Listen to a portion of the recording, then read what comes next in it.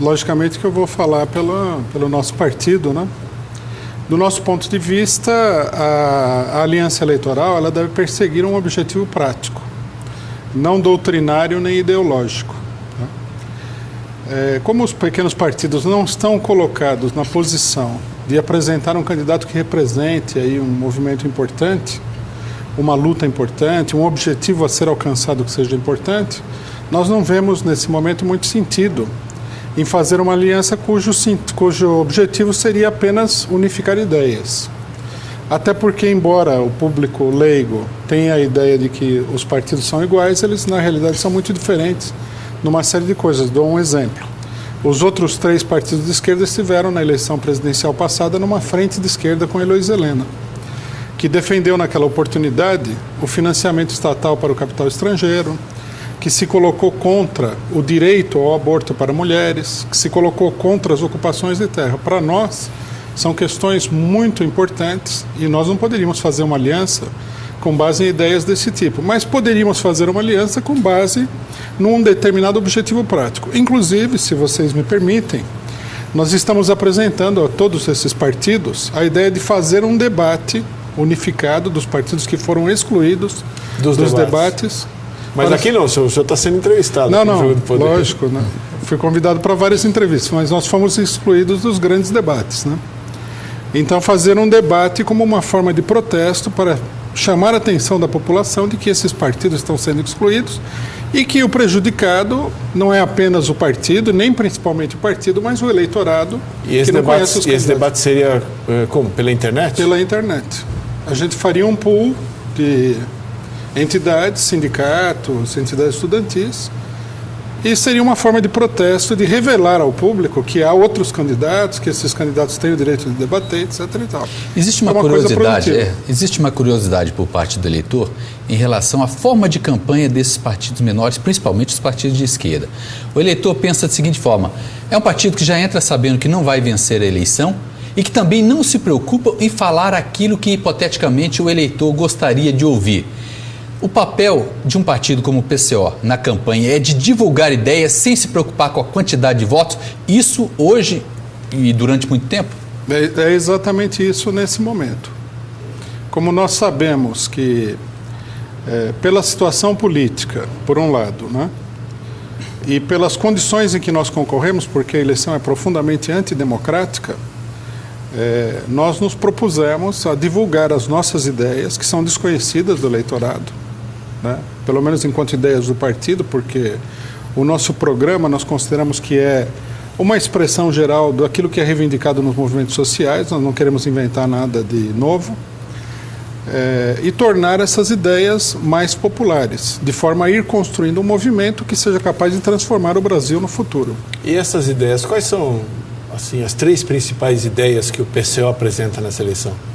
Olha, as ideias principais seriam as seguintes, né? A primeira é de que, se nós queremos mudar o Brasil, se os trabalhadores, os setores que são explorados, os setores que são afetados pela política que está vigente hoje, quiserem mudar o Brasil, eles terão que lutar por um governo dos trabalhadores, sem banqueiros, sem industriais, sem latifundiários. Um governo daqueles que são efetivamente os oprimidos. Em segundo lugar, nós apontamos que, sem uma mudança radical no sistema econômico, né, no sentido daquilo que nós chamamos de socialismo, ou seja, da expropriação das grandes empresas, da coletivização dos grandes meios de produção, os problemas do Brasil não serão resolvidos. Essas são as ideias fundamentais. E nós partimos daquelas reivindicações que são presentes para os trabalhadores para mostrar, né, no desenvolvimento dessa luta, que elas conduzem a essas ideias mais gerais. O senhor falou de algumas questões aí, como a coletivização dos meios de produção. Agora, houve alguns países que aplicaram essas propostas e que, em algum momento do seu processo político, se deram mal.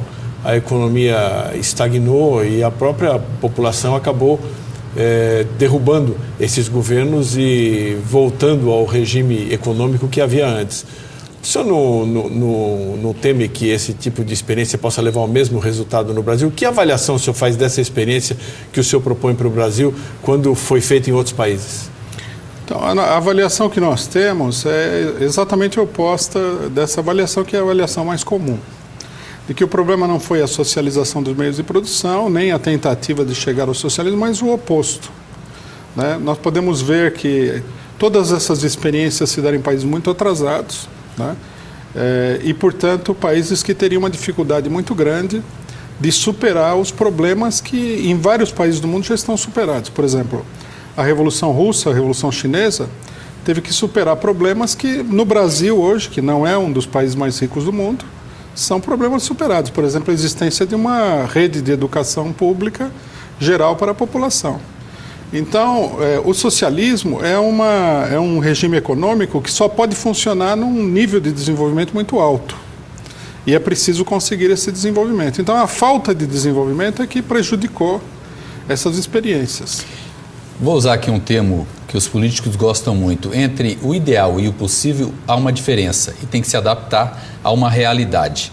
Em algum momento da história, quem compõe hoje o PCO esteve participando também do Partido dos Trabalhadores, que hoje está no poder, que já está aí há 8 anos governando o país.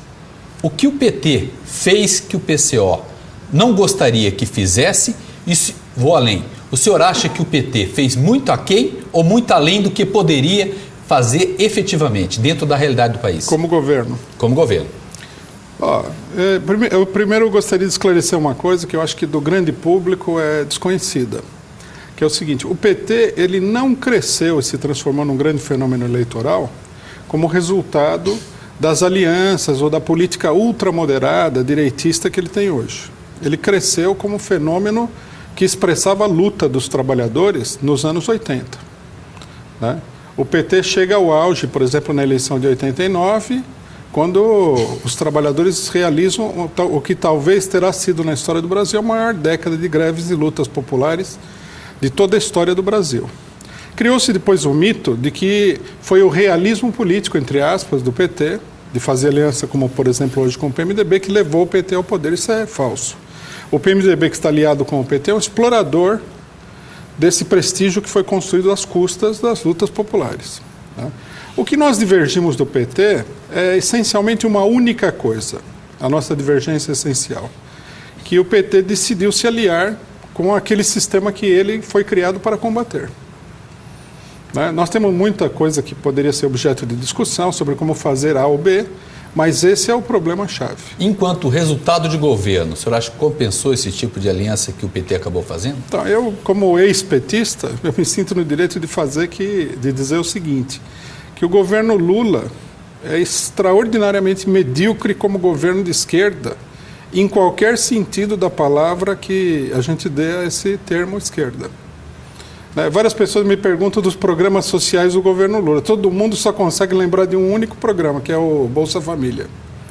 Você imagine um governo de esquerda cujo cartão de visita para a população é ter dado uma pequena quantia para evitar que uma grande parcela da população morresse de fome. Não há programa social nenhum. Qualquer governo teria que ter um programa semelhante a esse, porque senão o país explodiria. Quer dizer, é muito medíocre, muito sem realização, muito sem doutrina. Eu já vi outros governos de esquerda moderada, na Europa, por exemplo, que foram muito além do governo Lula. Por exemplo, com coisas pequenas, mas altamente significativas. Por exemplo, o Partido Comunista Italiano estabeleceu o sistema gratuito de transporte em várias cidades italianas.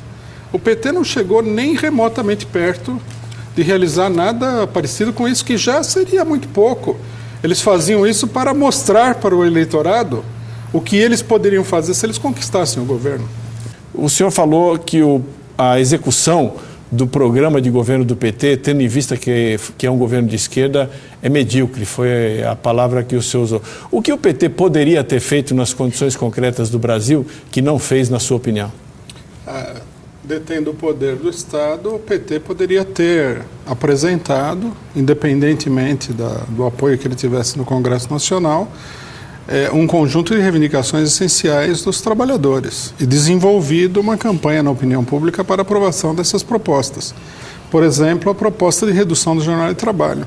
O desemprego é um flagelo gigantesco no Brasil, crônico, né, de 3 décadas, vem se acumulando, apesar de toda a aparência de que o país supera o desemprego, etc. e tal. Poderia ter avançado na questão agrária, no entanto, o governo Lula estabeleceu uma aliança com os latifundiários, em oposição a apoiar os movimentos de luta pela terra. Mas esses movimentos de luta pela terra, eles apoiam o governo Lula? Eles apoiam o governo Lula. Agora, as direções, né? Agora, os movimentos não receberam apoio nenhum do governo. Inclusive, as estatísticas são de que tanto os assentamentos diminuíram no governo Lula, como os assassinatos no campo aumentaram exponencialmente. Há uma estatística, inclusive, da Pastoral da Terra nesse sentido, foi publicada há pouco tempo atrás. Quer dizer, um órgão que não está buscando nenhum exagero, nada. O senhor falou sobre a redução da jornada de trabalho. Não parece que aí houve uma espécie de permuta política? De um lado, os empresários pedindo mudanças na CLT e, de outro lado, os empregados pedindo, entre outras coisas, a redução da jornada de trabalho. Não parece que o governo e o próprio PT resolveram lavar as mãos e deixar como está para não desagradar nenhum lado nem o outro? É possível, mas eu acho que a gente deve salientar, chamar a atenção para o fato de que a tendência geral do empresariado e do próprio regime político já há anos é o desmantelamento da CLT. Isso vem sendo feito de maneira, digamos assim, sorrateira, subreptícia e não declarada. Mas as estatísticas mostram que neste governo, nos 8 anos, houve uma criação expressiva de empregos com carteira assinada, que é o regime da CLT. Se não me engano, são cerca de 14 milhões de empregos contra 5 milhões do período anterior, dos 8 anos anteriores. O senhor não acha que esse número ele vai contra essa tese que o senhor está defendendo? Eu acho que não, porque a criação de empregos que teria que ser, logicamente, localizada dentro das proporções estatísticas. Não há recuperação de emprego, há uma criação de emprego sobre a base do contingente que entra no mercado de trabalho e tudo mais. Mesmo nessas condições, é um resultado de características da economia brasileira, que teve facilidades pelo fato de que matérias-primas que o Brasil vende lá fora estiveram muito valorizadas nesse período, como o petróleo, como o minério de ferro da Vale, determinados produtos agrícolas, soja, etc. e tal. Isso daí contribuiu. Isso aí aconteceria também em outros governos. Ainda sobre essa questão aí da redução da jornada de trabalho, não seria melhor deixar o assunto para ser negociado diretamente entre sindicatos e empresários?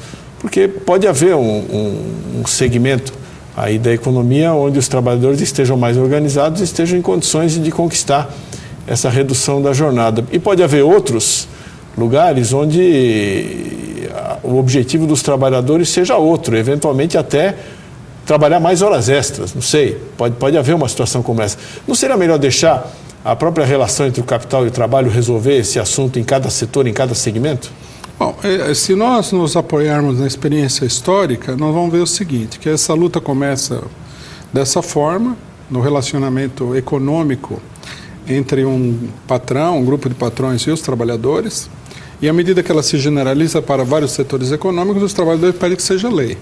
Nós defendemos que haja uma lei que estabeleça claramente o limite da jornada de trabalho. Como tem a própria CLT que estabelece determinados direitos, né? Então já existe isso na prática. O que é muito importante para os trabalhadores, a existência da lei, não é um fato secundário. Ele não remove, ele não elimina a exploração do trabalhador, mas ele coloca determinados limites e garante determinadas conquistas dos trabalhadores. O que o Alon colocou, evidentemente, que dependeria de sindicatos fortes, representantes fortes. E hoje nós temos muitas dúvidas e muita polêmica em relação à atuação das centrais dos trabalhadores. Como o senhor avalia essa atuação das centrais? Bom, o Brasil, o Brasil é um país...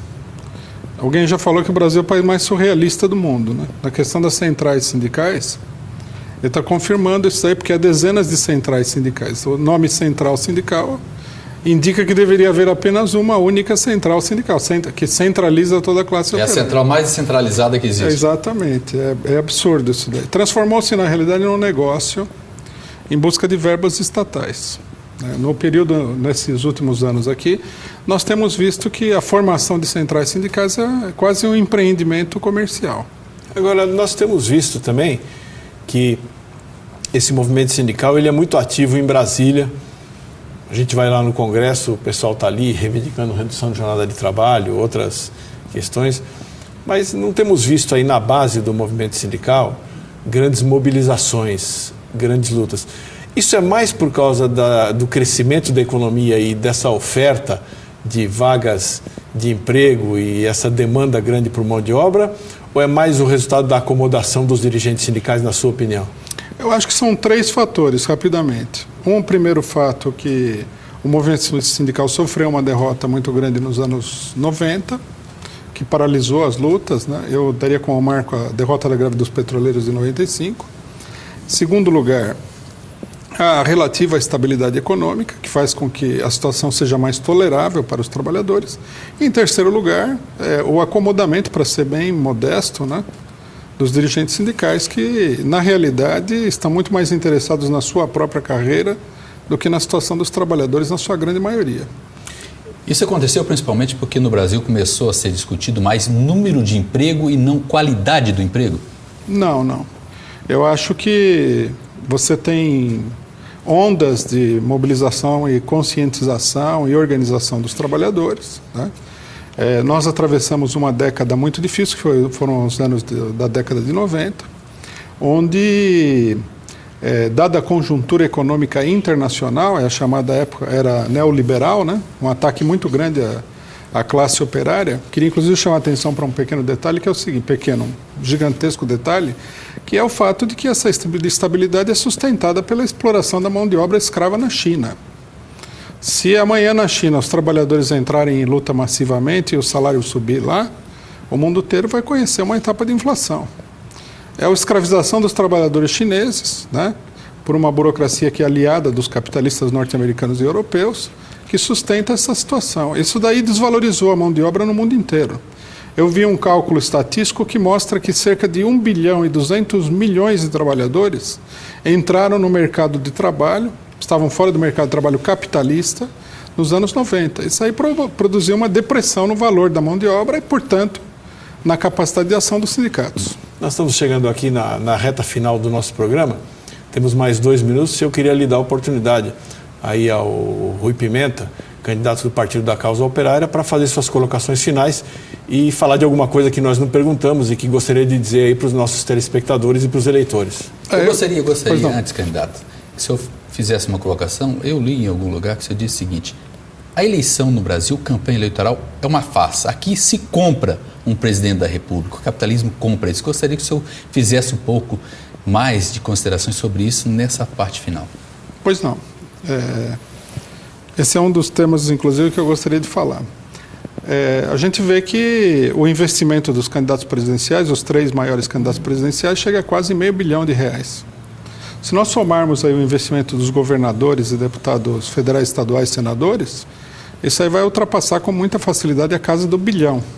Quer dizer, não é uma eleição popular, né? Não é uma eleição onde o cidadão comum, né, esse seria o sentido da eleição, como eu, como vocês, uma pessoa que trabalha num jornal, que trabalha numa fábrica, que é um professor, se apresenta e é votado pelos seus concidadãos.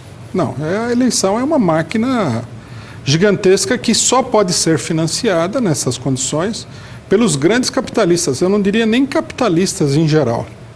Eu diria os grandes capitalistas, aqueles que aparecem na edição especial da revista Exame como as 500 maiores empresas nacionais. Eles são donos do país e a eleição está demonstrando isso daí. Ao lado disso, nós temos as regras que aparecem nas eleições, que são muito restritivas para o cidadão participar.